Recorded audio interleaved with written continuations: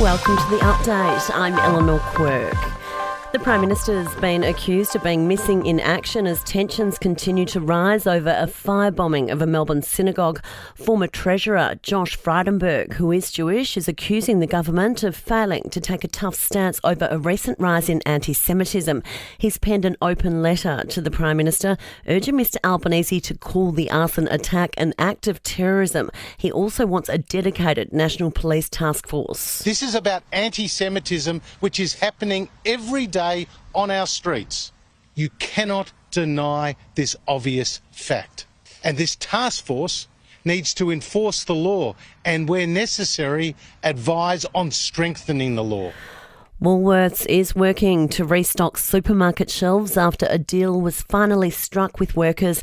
After shutting down operations at Woolies Distribution Centre, the United Workers' Union has finally reached a resolution for better pay and conditions. The union's Tim Kennedy says it was a $50 million lesson for the supermarket. I think what Woolworths have learned is that it's not always their way or the highway, that you need to actually respect your workers. World leaders have gathered in Paris to celebrate the reopening of Notre Dame 5 years after it was gutted by fire. French President Emmanuel Macron hosting guests including Prince William and Donald Trump. The people of France are spectacular. I guess it's one of our largest groups in the United States, French people. We respect them and we love them, and it's an honour to be here. We had a good time together and we had a lot of success, really great success working together. And the iconic pair of shoes worn by Judy Garland in the original Wizard of Oz is going under the hammer. The famous ruby slippers were found by the FBI buried in a backyard after they were stolen from a museum in 2008. Bids currently above $4 million. And Joe Mandalena from Heritage Auctions says the release of Wicked has added to the interest. When you see Wicked, it's all about friendship and hope, right? That's all it's about. So when you see the slippers, they represent something bigger. They represent hope. And people of all ages, they get in front of them and they weep. I mean, there's something magical about them, like Wicked. Sport and entertainment are next.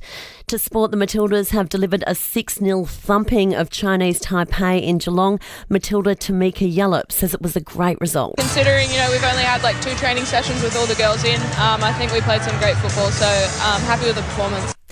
To entertainment, and it's the end of an era for Taylor Swift. After 2 years, 152 shows on 5 continents, the pop superstar has begun her final leg of the Eras tour.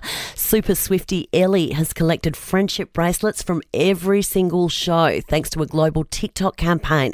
Her mum says the community of Swifties has helped her daughter. Ellie's had her challenges, in school with bullying and things like that. And, she didn't really have a lot of friends when she started this journey, and it just was so beautiful for other people to see her in the way we saw her. And it's all Taylor when it really comes down to it, and the fans of Taylor. And that's the latest from the Nova podcast team. We'll see you again soon for another episode of The Update.